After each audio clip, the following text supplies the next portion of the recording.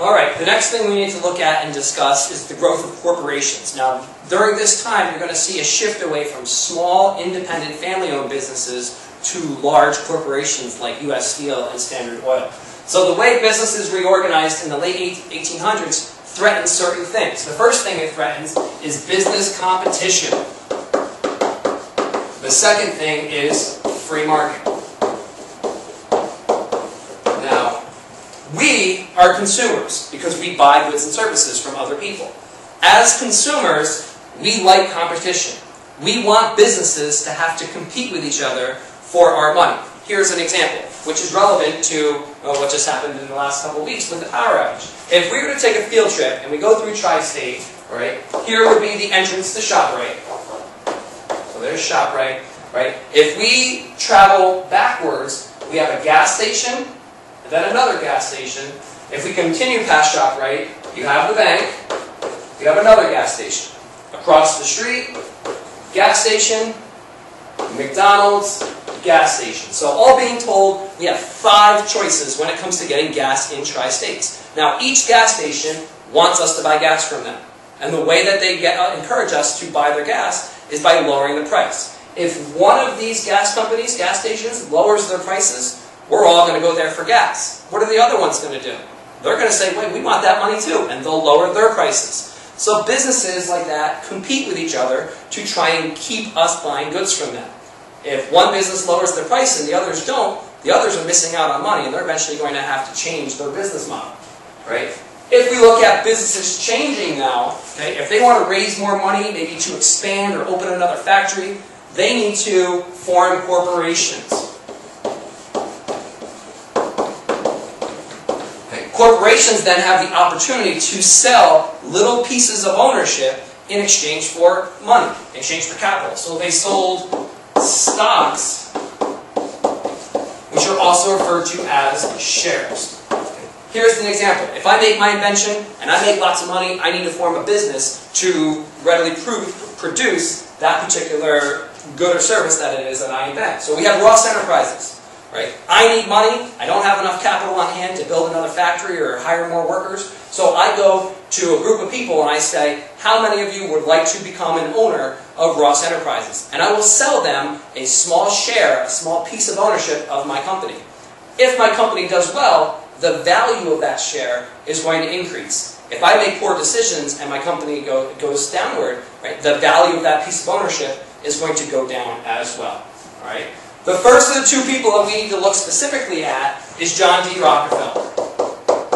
Okay. When I say that name, all of us should immediately think of the Christmas tree in New York City.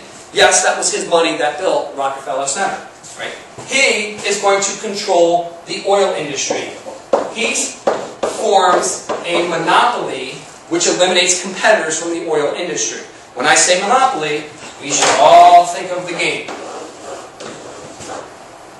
Now, unfortunately, I'm no longer allowed to play Monopoly in my house because the first and only time that we've gotten to play, I won. And I was rather ruthless about it, right? Because the rest of my family members I was playing with, they decided that they were going to try and keep me from winning. So they would, start selling their property amongst each other cheaply before they lost the game so that I didn't get my hands on it. But that being said, I tried to be able to play it during the power outage. It didn't work.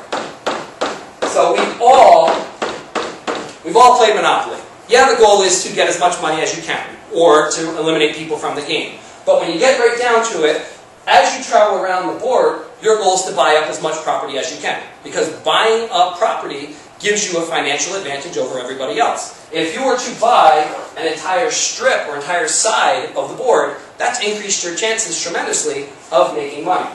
So with monopolies, if we go back to our gas station example, with 5 independently owned gas stations, you have a choice, and they have to keep their prices low.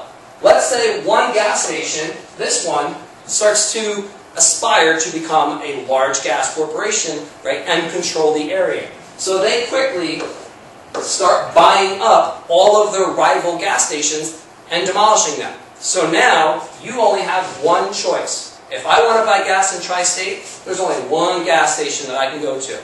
I'm now at their mercy. Right? With government regulations, we don't really have to worry about it as much today, but back then, if they wanted to raise their prices, there was nothing we could do about it. You had no choice but to buy the product from that particular group. So monopolies for consumers are bad. They eliminate competition, they eliminate the idea of free market, and it's the consumers who are going to suffer.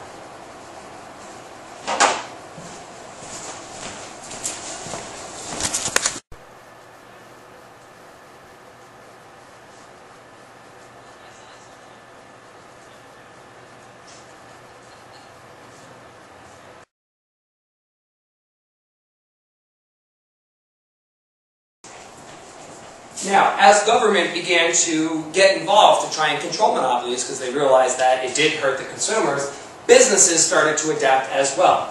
Some businesses started to join forces, and they formed what were known as trusts. Now, trusts were very similar to monopolies, right, in that they definitely influenced or controlled an industry in a particular area. So if we go back to our tri-state example, there's ShopRite, there's the bank, there's another bank, or excuse me, gas station, McDonald's, gas station, right?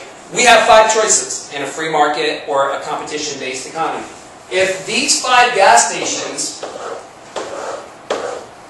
were all controlled by the same group of people or the same board of directors, it's very similar to a monopoly. You have no choice. You're at the mercy of this group of people. If they want to raise the price of all those independent gas stations, they can do that, and you don't have much of a choice. Right? Eventually, government gets involved and tries to break those trusts up, but for the time being, this was another way for businesses to control that particular industry.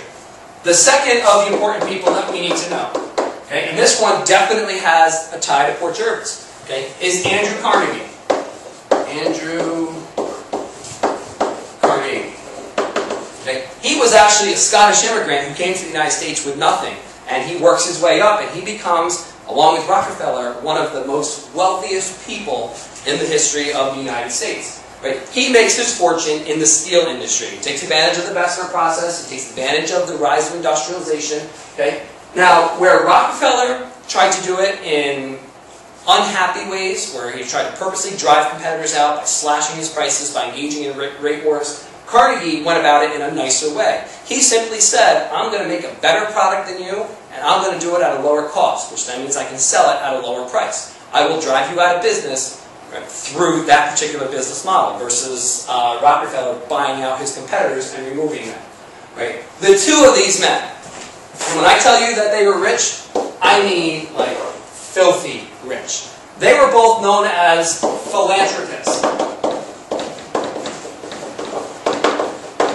That's anybody that gives to charity. It could be volunteering your time, it could be donating a couple dollars here, a couple dollars there, or it can be, millions of dollars you're giving, right? Especially Carnegie, because he spends most of his life doing it. Rockefeller a little bit more towards the end of his career, but Carnegie gave hundreds of millions of dollars to schools, to colleges, museums, right? Anything that kind of led to the prosperity of the United States, made the United States a better nation, helped people. Okay? The connection we have with Andrew Carnegie, if you were to go down to the Port Jervis Library, if you look at right above the entry, right above the door, it says the Carnegie Building.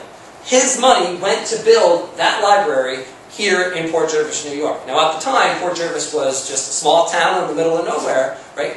Think about it. His money reached Port Jervis to make Port Jervis a better place. Think about what he did for the rest of the United States. If he can send his money to Port Jervis to build a library, right, he's going to build libraries all over the place. Schools, colleges, universities, museums, etc. Right? So both were philanthropists. Carnegie just is the one that has that Port Jervis connection.